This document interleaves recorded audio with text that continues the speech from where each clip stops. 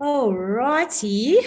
Hi, everyone, and welcome to the March version of the IQ Business webinar. This month is very close to my heart. We are talking all things product owner. I am not by myself. I am with sought after product owners in the industry, and I'm really excited to be having this discussion today. My name is Ignatia Temba, and I am a consultant for IQ Business, with a specific interest, obviously, in the product owner space. And before we jump onto the topic of product ownership and all things product ownership, I'm going to hand over to our panel to introduce themselves, and then we will take it from there. Esty, over to you. Thanks, Iggy. Hi, everyone. My name is Esty. I have been a product owner for the last 14 years. I have had the privilege to start off the journey with the company that I'm in now back in 2008. Went from waterfall to agile and scrum, and I was a business analyst before that.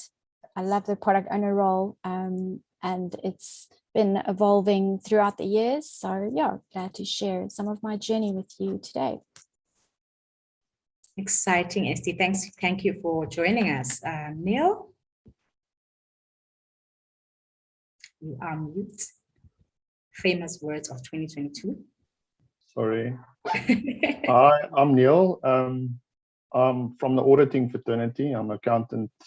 This is where I got my skills.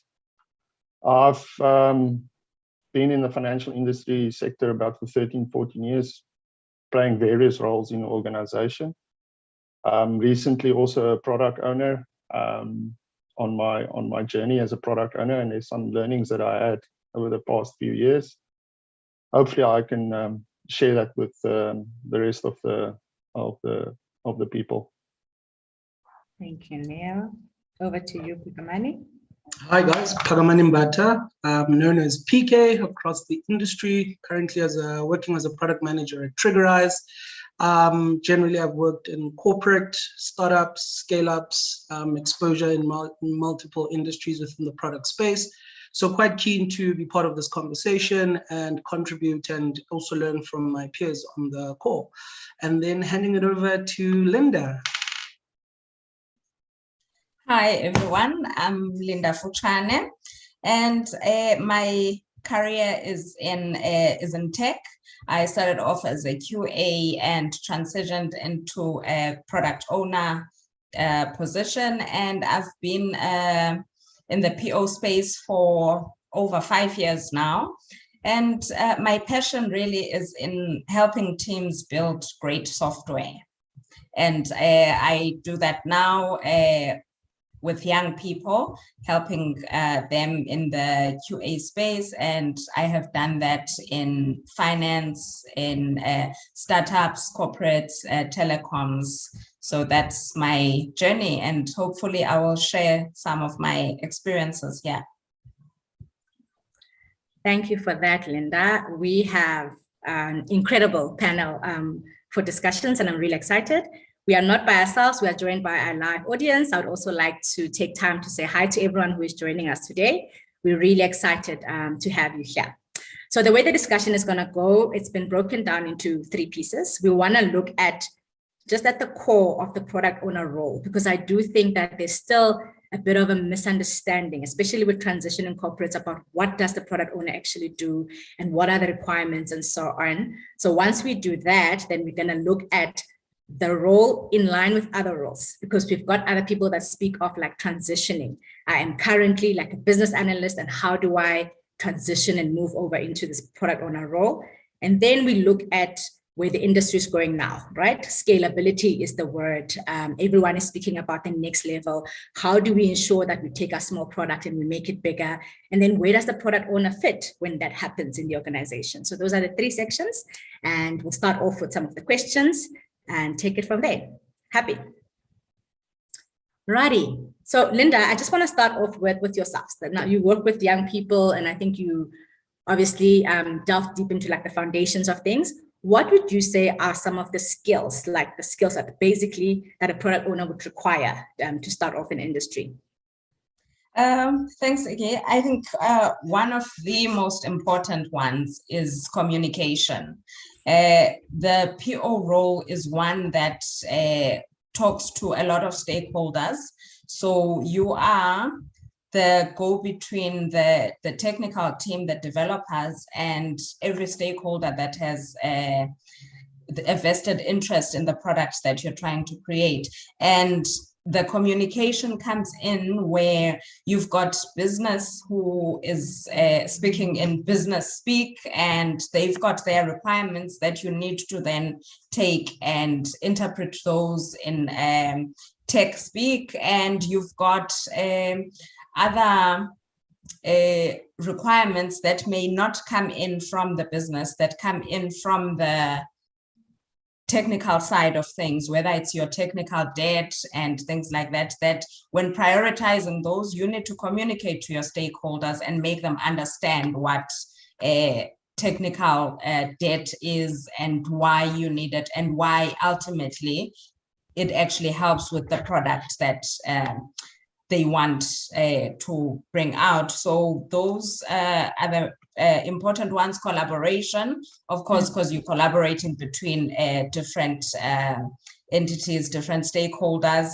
And analytical skills are also very important, because as the owner of the backlog for the team, you have to make decisions on priority, and you need to be able to analyze the different aspects of what's in the backlog for you to be able to prioritize it, and for you to be able to stand by the priorities that you decide on. And there's buy-in between the tech team and business, so that everyone is on the same page as to what priorities you have, why you've got those priorities, and the work that has gone into actually,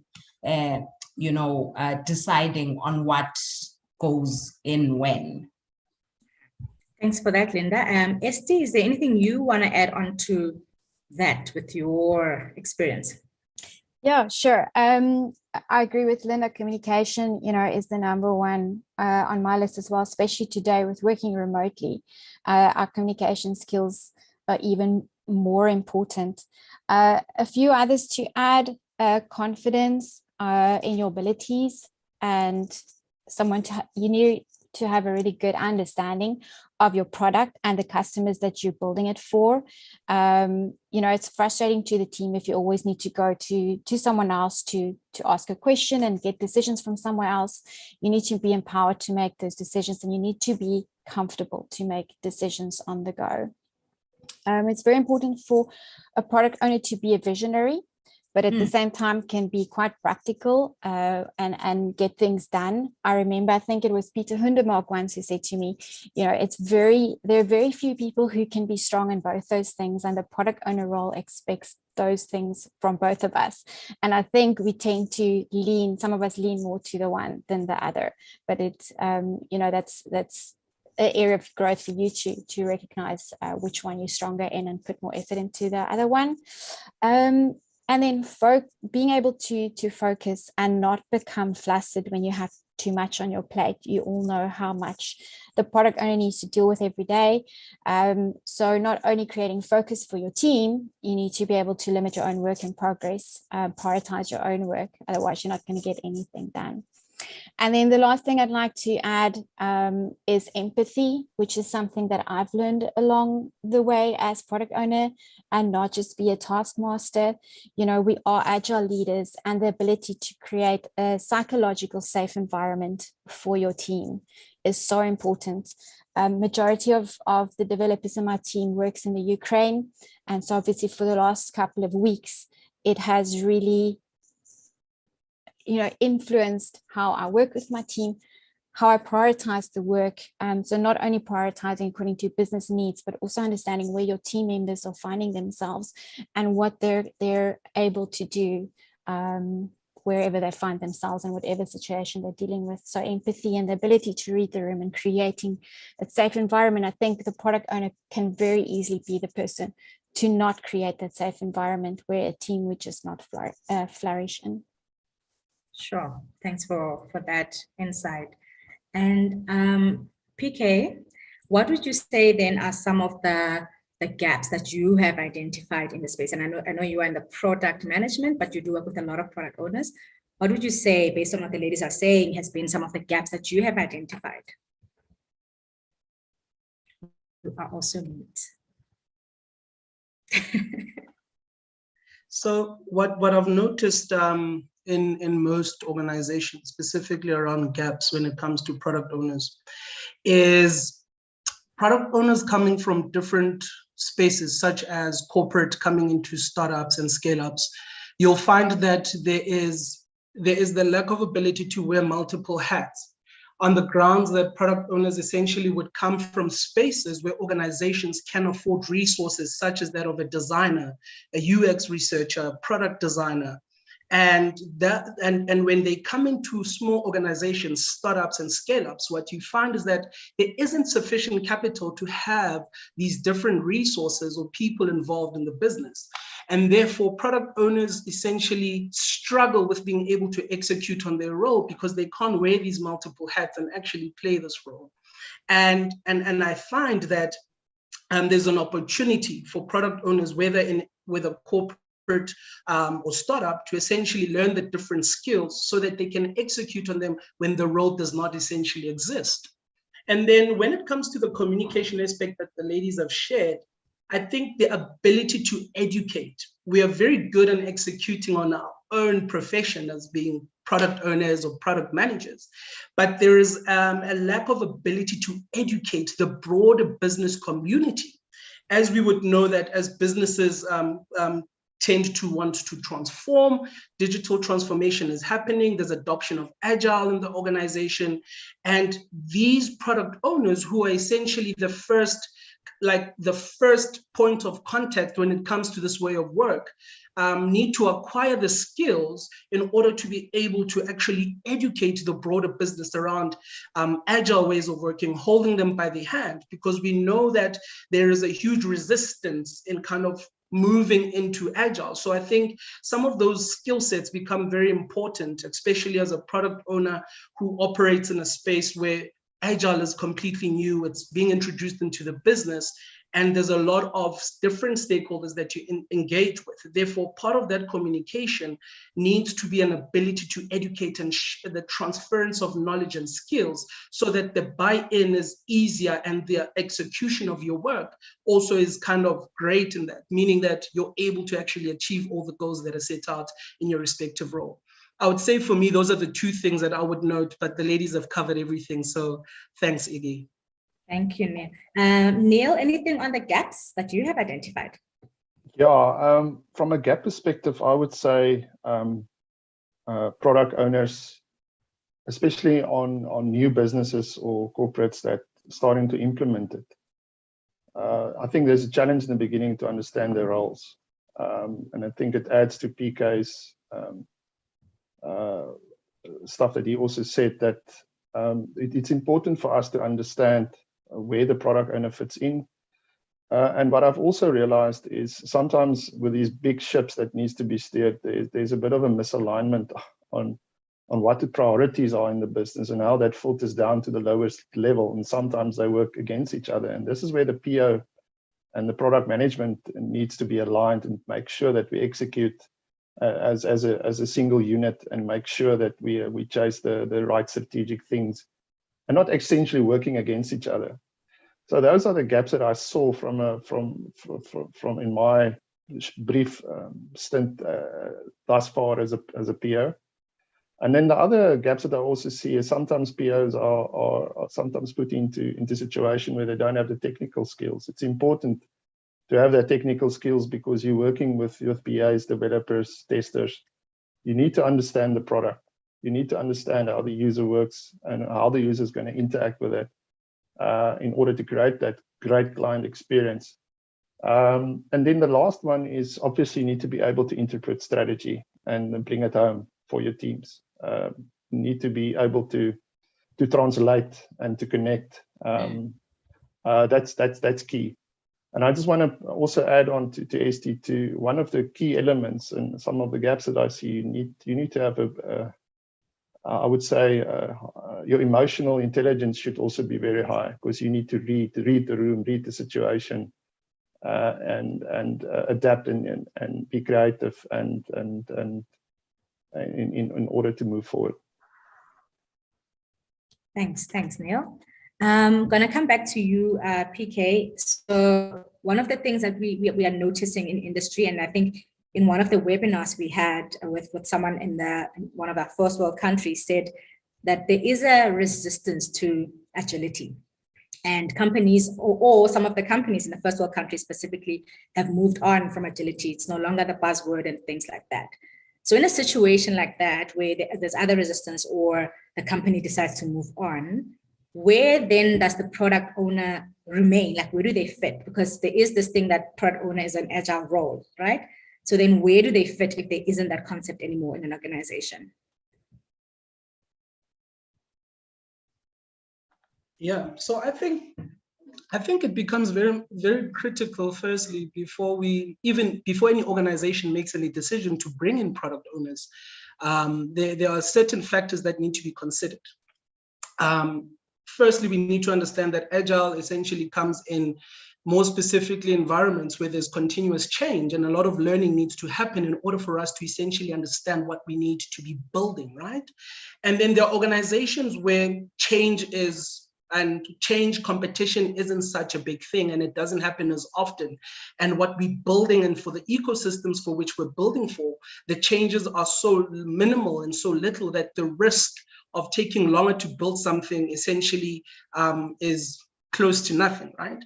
And when we look at these different factors, we are then able to actually understand that certain organizations are going to push back purely because there's no need to essentially have an agile way of working, because there isn't a lot of change that happens in the ecosystem, right? But then when you come into an organization, and what we've seen, a trend that we're seeing, is that many organizations are starting to have little apps, little products that they're building, that they bring in X team, and this X team of agilists are now dependent on these historical legacy systems in order to build out these new functionality. Here, I suppose, again, as I was speaking to the education piece, there is a need for agile evangelists to bridge the gap, more specifically between these two teams, because there is a need, like we see it quite often with financial institutions, very disruptive financial startups that are coming in, and now they are building products outside of that. So these evangelists, agile evangelists, come in with the intention of bridging the gap, more specifically in the teams and areas where the delivery of product that essentially needs to be built out to compete with these disrupting technologies needs to happen, right? And these are the people that are hand-holding, educating, making, and also this is a huge transition for many because it's something completely new. There's new technologies, there's interoperability. So it's not only a product owner's role, and not that the product owner's role gets kind of diminished in any way, but there's that opportunity here again to educate that there's a need to do this. And then again, it also goes back to this product-centric kind of thinking, right? Many businesses are becoming more product-centric, building product-centric business models. And with that being the case, there's an opportunity also for product owners to share this product-centric kind of thinking in business models with traditional ways of doing things, people who are building monolithic systems that are waterfall. And by sharing this, now the value, so now you get people to now buy in, right? You become this person that's a storyteller, getting people to buy in. And that's where the mind now swiftly changes. You start to show value, and that's how you buy people over. So there's generally an opportunity for product owners to be able to get the buy-in and essentially do that mind switch, show the value of things. However, there are organizations where I do believe that product ownership, agile ways of working shouldn't necessarily be adopted because the conditions aren't as favorable as organizations where change is consistent, the risks are high, where we need to validate a lot, learn a lot, or potentially even pivot. Thanks, Iggy. I hope that answers your question. Yes, absolutely. I want to wrap up the question on the role, but before we do that, Linda, I know there's something that you would like to add, and then I just want to see from our questions if there's anything related. Otherwise, the rest of the questions will be covered right at the end. Linda? Okay. Yeah, I would just like to add on with my experience with gaps that I've seen. You mentioned something earlier about scaling, which is something that we're going to discuss later. But I think one of the issues that I've seen, especially with big corporates, where you've got staff complement of 5,000, over 5,000, where there's this big bang approach of, okay, we are now moving to Agile and everyone is going to now do Scrum. And then the first thing that everyone does is then they all have now stand-ups and all the ceremonies, and voila, everyone, we are now an Agile organization. And then not actually understanding what the roles entail and what you're going to do. It's just simply we're going to change all the titles for the business analysts and they now become POs. And you are suddenly now stuck with, okay, what is there something that I stop doing? Is there something that I start doing now that this title has changed? You know, how do we help organizations you know, influence them and help them in actually starting small, scaling up the agile frameworks that they adopt, as opposed to just going big bang and then it's just a disaster for failure, and it's you are failing everywhere instead of just, you know, start small, fail fast, and you know, learn from what you are.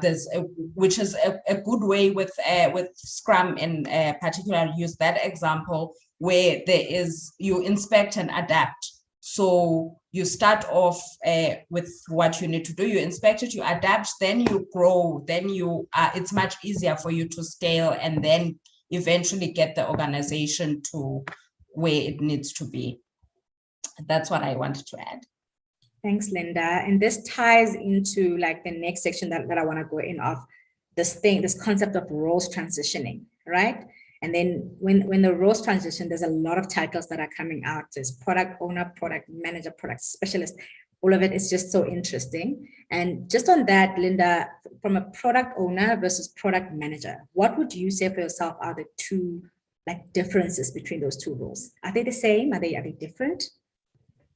I would say it depends who you ask again, because again, there's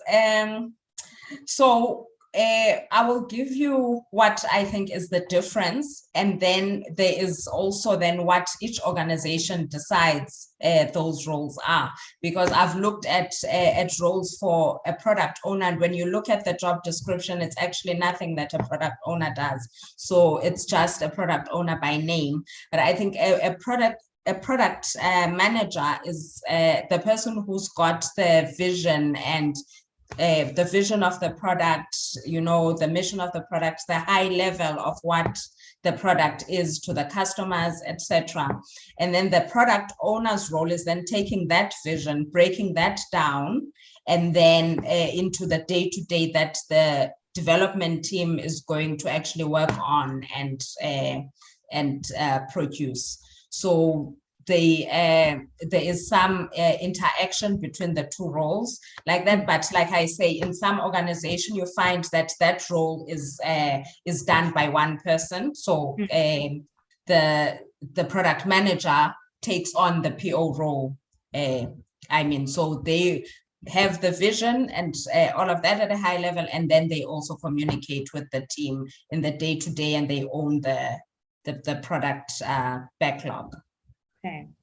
Neil, just on the same topic, given the context of your organization, what would you say are the two differences? Yeah, I would say that you need to be careful, because sometimes those roles get blurred. Sometimes you're the product manager, and next time you're the product owner. So from a product management perspective, those are the management team that provides the vision, defines the features, and gives us the strategy and the vision that they want to pursue. They own it, basically. They own the roadmap, all those things. Where the product owner is basically, as Linda pointed out, owns the team backlog. They're more involved with the day-to-day agile team.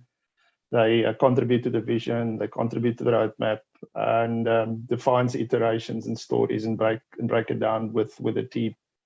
But like I said, sometimes that gets blurred because sometimes you need to execute, or not, you as perhaps middle management needs to execute the strategy, but sometimes you need to also communicate that strategy in a palatable words that everyone can understand it. So, and it comes to that, what Esti pointed out in the beginning, is that multiple hats that you need to play.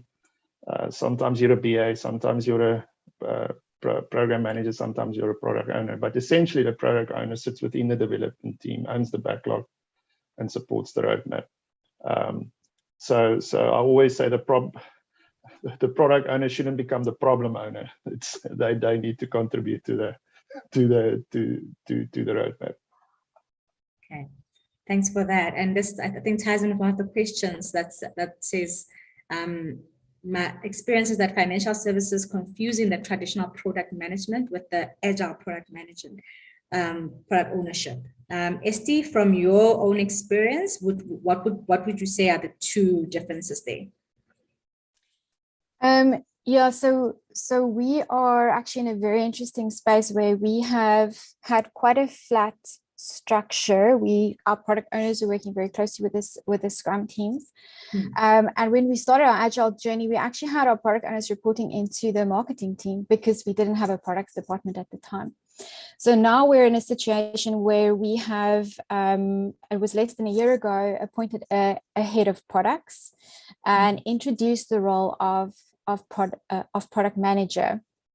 So we have 3 product managers now, and then product owners with their Scrum teams have been grouped in portfolios that make sense to group together, reporting to the product managers. And we're in a space where we're trying to figure out what is the difference between these 2 roles. And what Linda and Neil tried to explain, that does resonate with me. But as someone who's been a product owner, being responsible for both the outward looking visionary part as well as the inward facing implementing, dealing with the stuff with my team day to day, for me it's quite difficult to say, oh, this part of my role is now no longer my responsibility because we have product managers. This sits on your side of the fence. So we are trying to figure that out together, as a team. There are definitely a lot of overlap also when it comes to building the product strategy together, uncovering dependencies, managing sequences of your releases. But I think what is important is that there is a working agreement. Each product owner works very closely with a product manager. There shouldn't be any surprises. For me, if I go into a review with my team, it's important that whatever we show there is not a surprise to the project manager that I work closely with. And then there's also the PM never bypasses the PO, and communicating with the Scrum team, the PO remains the single source of truth for the Scrum team. That's something I feel very passionately about. So, yeah. Thanks. PK, so you want to add on to that? Yeah, very much interested, purely because I think we've gotten to a point where we've been able to essentially answer that question, right? At least for our context, where we better understand that the product manager is not necessarily concerned about features and functionality, but more rather concerned about mapping closer the product development to the strategic and commercial aims of the business, right? So this person is able to look at this market and realize that everybody's driving a Ferrari, but do people actually need a Ferrari, or do people actually need to get from point A to point B, right? And this is this product manager, and he sees this thing, and what does that mean for the business actually, right?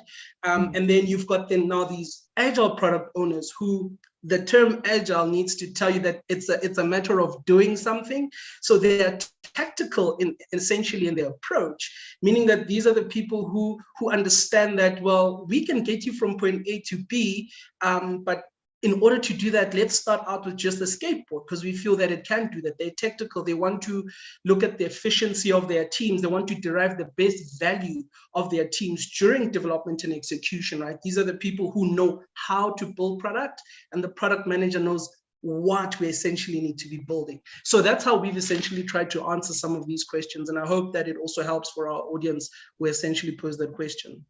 Yeah. So just a follow up on that, like where do they, the product owner report into? Because they, in traditional organizations where we've got PMO level, we've got the Scrum team, we've got PMO level, and then we've got executive. So where in the scale does the product owner fit? Like what is their place? And this is for anyone in the group. I think it all depends on maturity, in my view. I think ST already highlighted it where they've reported into the marketing department.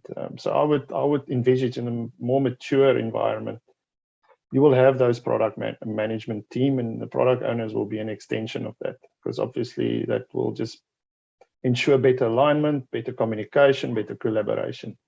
So essentially, it also depends on where you are on your journey as an organization. Yeah, that's essentially how I see it from my brief experience. Okay, thank you. So just to wrap up on this one, from what I'm understanding is that there is a place for both product owner and product manager. It is not the same role, but in a project, there's a place for both, where there is one who carries the vision at a strategic level, and then there's the tactical implementer, which is a product owner who works close and direct with the team. So I think one of the questions from Lewis in the group here was, do any of us work at a team level? And I think they'd like to share, do we work at a team level, and do we have then PMs that we are reporting into? I'd like to take that purely because I am a product manager with product owners reporting into. So in our world, it's very clear. I think and I find it that it's not only purely from the strategic view where I understand the commercial aspects of the business and where the business is going.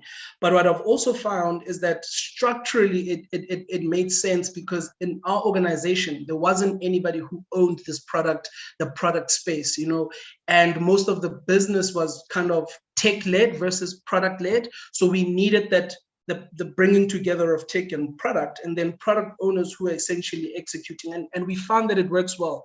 And that's also purely because of some of the decisions that we've made around how we want to build our technology stack, right? We're using domain-driven design, meaning that each subdomain will have a team of its own, and different contributors then to answer Iggy's question, where you'll have people from business that are part of this whole subdomain team that are business, marketing, finance, that form part of one subdomain. And they all contribute to this working of this business, and this product manager who now overlaps and sees this platform view and how these subdomains and product owners come into play, right? And it is, of course, by context as well in this regard. But I've found that I've found and seen it in different areas as well, in different industries in that regard. Thanks. And PK, while I have you, now we are moving into this concept of scaling, right? When we shift and we move into the scaling space, right? What would you then say are the skill set that a product owner, you've been operating at a Scrum level with your team, and that's all you've been doing. But the moment that the organization says we are scaling product, we are scaling, this is as they implement something like SAFe, for example, where then does a product owner role shift? Are there changes that happen there? Are there different requirements on a product owner? What is that shift? What does that look like? Yeah, man, at top of mind as I think about it, right? If we're looking at scale from a context of SAFe, I think the clear things or clear distinctions that we know is they essentially contribute to the vision, but they don't own that, right? Now, as opposed to a Scrum product owner, he makes the final decision on stuff that gets built. This product owner from a SAFe perspective is essentially focused on the efficiency of the team delivering, right? And so essentially what you start to see a lot more is them being able to do a lot of reporting, meaning that there's a lot of communication that now needs to come into play, stakeholder management. How are we doing this? How quickly are we doing this? How can I derive a lot of value in the delivery of the work that I'm doing, right? And they essentially need tools as well that help them build this holistic view of their project or program work that they're doing, right? And this helps just to create and bridge the gap between that product owner, the respective stakeholders, creating a lot more visibility in that regard. So I think it's the ownership part. The big part is that ownership part. So I wonder why we still call them product owners in this regard, because they no longer own a lot of the stuff that they would essentially do in Scrum, right? So that's how I see it from scalability when we're scaling Agile in organizations, if scalability is in this regard. Neil, what is your thoughts on that? My thoughts is obviously if you scale this throughout the organization, essentially a key thing of a product owner is decision-making skills. So you will have product owners in various teams, but if they have not decentralized the decision-making, you won't be able to scale, because then everything will be, how can I say, be funneled into one area where everybody else must make a decision. So that's essentially key for me. And then, in order to scale also the product owner, I think you will get teams that perhaps will then divvy up in the sense of a product that perhaps would be compared, will have different features or how can I say, different versions of that product, which would you probably have a feature owner, and you will be the product owner where feature owners sort of reporting to you, so that you can fast track certain deliveries based on how you can segregate certain products from each other. Because in the beginning, it probably will start off as one product, and when it gets bigger, you can basically perhaps split the two or into 2 or 3, and then you need to scale that in order to get faster delivery. That's how I see it. You said decentralize the decision making. Can you please just elaborate on that? Let's take a big ship that needs to be steered, or a big corporate or a big business that needs to be said. Sometimes you have the centralized decision making. I would say let's call it the lack of executive committee or executive team or a team that makes all the decision, or even a manager that always makes the decisions. You got this you don't give the authority to the people below you, because either you don't trust them or you're not mature as an organization. So to me, it all boils down to empowerment. So the product owner for me needs to be empowered to make those critical decisions in order to move faster. You shouldn't always double check or go check with someone and say, listen, may I do this? Can I? Those stuff. You need to have a clear view of what you can and cannot do. Otherwise, you won't be able to move faster or to scale better. Okay. Linda, your thoughts on that?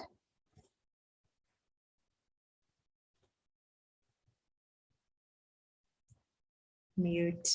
I think just to add on to that, we had spoken in the beginning about communication and collaboration. I think when you get to this point, you will find you would have been, say, a product owner for one team for a specific product, that you were the owner of that product and everything that entails building that product. But now you find yourself in a position where the organization is scaling, the products are obviously bigger, and you've got bigger teams. So you may no longer just be responsible for one team. Maybe your product now spans multiple teams, or there is a specific domain within that product that you are now going to be responsible for, and there's 5 teams that are involved or have some dependency or interaction with that, with your product. So you're no longer looking at just one team, but you are looking at multiple backlogs. You are making sure that the priority aligns in multiple teams that may also have their own product owners. So you now have to collaborate more with other product owners to make sure that you are all aligned in the priorities that you have. You managing dependencies between the teams. Okay, when you said multiple backlogs, we are still just mindful of one product per one backlog per product, right? Even though it's multiples, or do you split your product across multiple teams? So now that is, I think that would now depend on how the split is, because you could split the product as well and have that done by different teams, meaning that the one product would have different backlogs, or you could have a different product backlogs that you are looking at. But more often than not, you'll find that the one product that you've been responsible for now spans multiple teams, so it's got multiple backlogs, even though it's just one product that you are looking at. Does that not cause some sort of, I don't know, it sounds like confusion, because we always say, you know, one product, one backlog, one team works from the same. There's this funnel that works. So when it becomes multiple, like, I just wonder from experience, just how do we then navigate it? Yeah. So I'll give an example of an experience I've had with a big organization where I would say one product was probably at least 5 teams responsible for that one product. But that, and I'm looking at product as being what is being sold to the consumer. So that is the product in that context. But what makes up that product is different domains that are taken care of by different teams, whether it's a team that's just doing front end, maybe the other one's doing back end, you know, just to make it a simple distinction. So that's where it comes in, that it's the same product, but different teams are working in different domains, and all of those have dependencies with each other, because ultimately the overall product that you deliver is one product, but with all those streams coming in. Okay. And then Neil, on what Linda's saying, is that then where things like big room planning are now starting to come into play, because you've got a single product that is spread across multiple teams. Just how do we then manage that? Yeah, obviously, like I'm a very big advocate of alignment, and the other one that's big with me is measurement. I think it's Peter Drucker that said you can't manage what you can't measure. So to me, big room planning, yes, and this is where I think our big PI planning also comes into effect, where there's multiple dependencies and multiple teams working on various things, and that is key. Otherwise, this will fail. Because otherwise you will go in each direction, and then when you come to all your ceremonies, or where you get your touch points, then all of a sudden with your art sync, you're raising an issue that it needed to be raised in PI, and then you're already 2 weeks or 3 weeks into it. But yes, it's very key, and I don't see how else it could be. I can just talk from my own experience, where I was the product owner of one aspect, where it essentially dealt with a customer, outside customer, and dealt with the internal customer or users. But the work got so onerous, in a sense, from a product owner perspective in making decisions, that I was sort of the blocker that for those decisions to come to the fore. So therefore, we needed to get another product owner in order, because it just became too big. So it also depends on where you practically are with your development or your journey. And I like PK also pointed out in the beginning, is it a startup? Did you start now with your journey on scaled agile? That will all determine on how you need to adapt. Thanks for that. And I see a question or comment says, I think it's one product, different features, so that the different teams handle the different features. So you split it up accordingly in that sense. Agreed. There's a question for PK. It says, do your product owners still sit in IT? Currently, basically, yeah, we do. We are one product and tech. We're called product and tech team. Essentially, we report into CTO. However, of course, it's product-driven, or rather product-centric driven approach in the way in which we build product. And even though we sit in tech, it's not a tech-led business. We are a tech business, but we are product-centric in the way in which we're building the technology within our space. I hope that answers the gentleman's question. Sure, I'm sure they do. If we have any more questions from our audience, please feel free to post the questions so that we can address them. Alrighty, I think we have touched on it, but I think just to maybe wrap up and close up the summary, this is for anyone in the group. At a scale level, who owns the vision of the product, and who there's this thing of who is ultimately responsible, like whose head goes on the chopper if things fall apart, like, and this is just from your own experience or from what you are understanding. And I think I'll give a chance to everyone in the room to answer from their own experience, and then take any final questions and then close up for the day. And I'll start with you, Esti. Yeah, so this is an interesting one. Again, like I mentioned, we have just started our process of introducing the PM role, and from being someone who liked to keep things simple and value Scrum in its purest form, I still believe that the product owner implementing the work with their team, they're ultimately responsible for what they put out there. Yeah, I agreed with a lot with what Neil said, that the product owner needs to be empowered. You know, the product manager is the one setting the vision, but we all align with the strategic business objectives.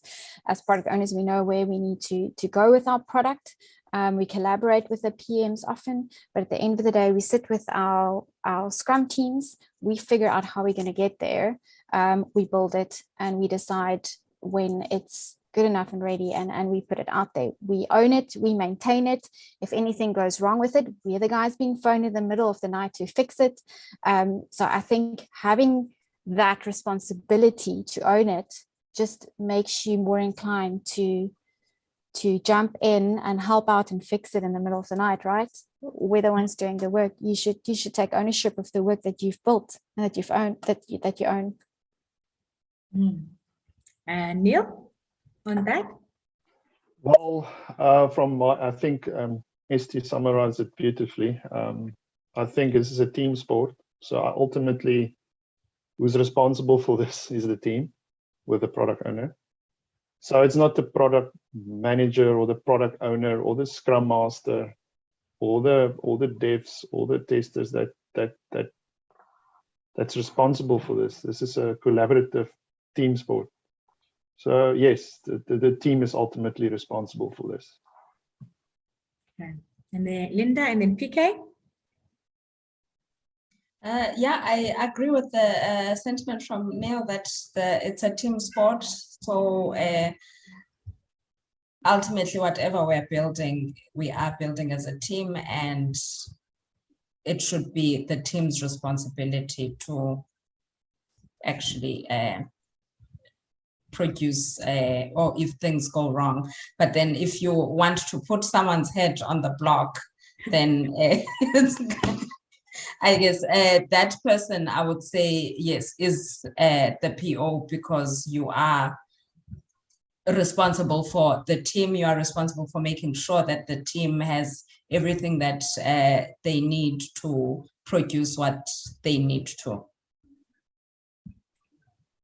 Thank you. Thank you, PK. Yeah, so I always lead with the statement that says there's individual responsibility and shared ownership, right? We all are individual for respective team deliveries, metrics, measures of success, but we all own this product, right? We all play a part in ensuring the success of this product. And when it comes to and when it comes to a decision that needs to be made on who now has to essentially head on the block, what needs to happen, I'm a firm believer of we fail forward, we apply that, right? And what have we learned? And if people have repeated the same mistake, then that's when we actually do put the head on the block, and the product owner needs to take this, right? Because their metric of success, and some organizations use OKRs, right? They use metrics of success, and if that metric has not been met, it's specific to that product owner and how they run the team and how they're running their house. So essentially it will be their head on the block. So I think I was afraid that the jury will be out on this, but I think we're all on the same page. All righty. And just to take some questions, there's a question here that says, when we say technical, do we mean that technical as in they can quote or understand the product from a business point of view? I think this is now back to the requirements of a product owner. And I'm just going through the questions. Anybody want to take this one?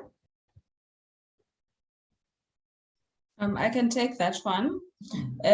So technical is not necessarily that you can code, because you are not going to be coding, and you don't have a say really as a product owner on how the dev team needs to code. You just have the what needs to happen, and it's their decision on how they go about it.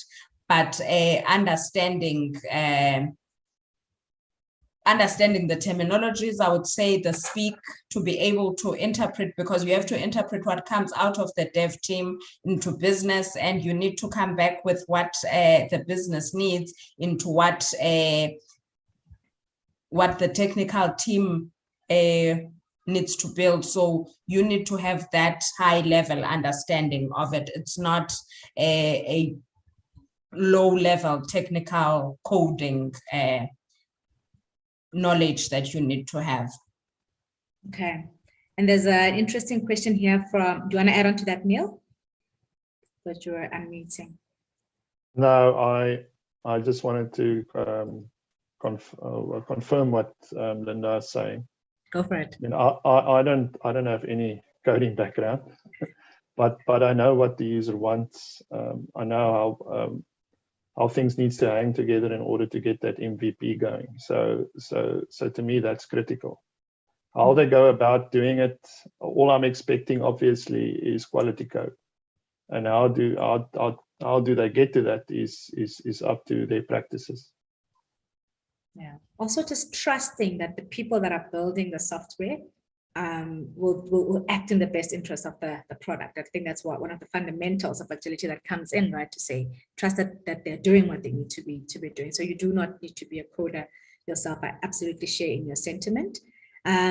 So just on a closing note, and I'm going to take the question from Masizana. How do you, as POs, PMs, stay on top of your skills? Like, what is it that you're doing to enhance your knowledge, to empower your knowledge? What is it that you're currently doing? And then I will do the wrap up once you guys have fun.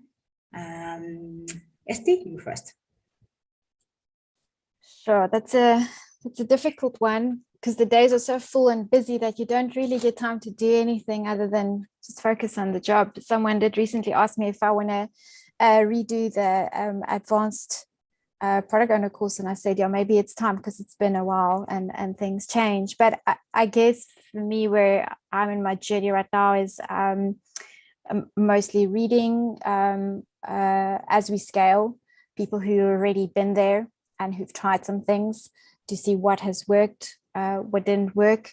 Lean heavily on our Scrum Masters. So we value our Scrum Masters highly at our organization. So we have a Scrum Master in each one of our teams, and they would be quick to point out a new video or a talk to watch, or a SAXA meeting to go to, that kind of thing. But personally, I've in the last 2-3 years not actively been looking at any other certification or things like that. Okay, Neil? One thing, you must be forever curious, inquisitive, always understand why things are happening. So that is if you have that, that's always cool. I'm lucky enough to be enrolled with a design thinking leadership course at UCT for this year, just to sharpen my skill set a bit, just to frame problems correctly and looking a bit deeper into that problem that we want to solve. and how to best solve it. So I would advise, if you want to stay in this space with a world that's forever changing, just keep your pencil sharp, see what courses are out there. With the world we're living in, with the online world we're living in, there's so many things to do. And basically that's skills you can apply all over the world. So yeah, that's that. And then obviously I also read a bit on these stuff and trying to apply them in practice. Great stuff. PK and then Linda. Yeah, so I think what we generally do with our product owners, more specifically around new solutions, they're given the opportunity to do research and part of the refinement and validating of ideas. And I suppose this gives them the exposure to see what's currently out there, how to solve these different problems, like Neil saying, staying creative, being inquisitive and curious, right? And I think this creates that opportunity to learn and stay on top of your game. And also there's a very close relationship between our product owners and tech leads, meaning that there's an opportunity to ask questions, right? They are accessible to you to ask questions, to better understand as we're building this, why are we building it this way? Why are we using this particular tool versus this other tool? So there is an opportunity, maybe grab a buddy that has the technical knowledge and, you know, and just feed off them and learn as much as you can, ask as many questions and create the opportunity for learning within the organizations. And I think for POs, just also make time for yourselves to learn, understand what other product owners are doing. There are forums that exist where product owners meetups, where you get to learn and explore and actually get access to this information. So yeah, that's it on my side. Over to you, Linda. Thanks, PK. I think to echo what everyone is saying, it's be curious, and there are a lot of communities. It's very, I think community is one of the best ways to learn, whether it's PO forums like or it's SUXA. Get the community, get to make your own community in your organizations as well. You know, you could have a community of practice for POs where you get together, whether it's once a month or once every 2 weeks, to share ideas, to share challenges that you have in your teams, challenges you have in the organization as a whole, that always triggers something, you know, in you to then go and find solutions. You share those solutions and you are learning as you go. You know, there's no one size fits all. I think the key word in all of this is agile. So that means it's forever changing. So we are forever learning and finding better ways and new ways of doing things based on the experiences that we have, inspect and adapt. That's awesome. Just before we wrap up, someone asked a question and I'm just really curious. It says, if the devs in the team have a lack of skill, you know, in product, who's responsible to ensure that upskilling happens? And anyone can take this one. So I'll jump in there. I think especially with more experienced teams, that hopefully the team themselves will hold each other accountable and will pick that up. So it's perhaps for another developer in the team to see that their teammate is struggling and perhaps helping that person upskill. Also the Scrum Master, I think, can play a vital role in supporting a team member like that, together with the other devs in the team. Yeah, so just to echo on that, so the product owner is not necessarily the manager of the team, and the team doesn't necessarily report into the product owner. So just to ensure that we don't have that misconception. While we are talking on courses and things that are happening and upskilling, on my own personal journey, I'm currently contracting as a product owner in the team space, but the demand on the role is very enterprise level, where the reporting that's required is at a steer co level, because they're like, what is our roadmap? Where are we going with something like this? So there is that enterprise level learning that I'm just doing. IQ Business has partnered with ICAgile, and our product owner course, our entry course, is accredited with ICAgile, where you attend the course and you get certified in that space. And they do also offer this enterprise level of it. So there's just another avenue for anyone who's looking to upskill themselves and grow in the space of product ownership. And yeah, I mean, time truly does fly when we are having fun. We are about to close off. Any last thoughts from anybody? And we will say goodbye.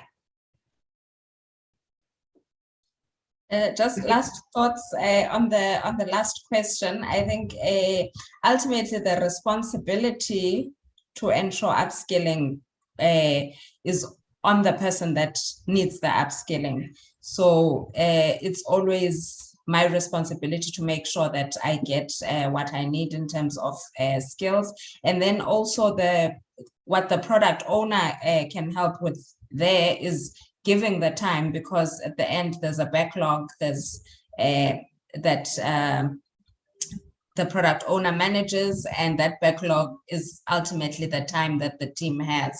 So the product owner needs to know about any time that is spent doing upskilling and make sure that they prioritize that for the team, and making sure the team is always on top of what they need skills wise.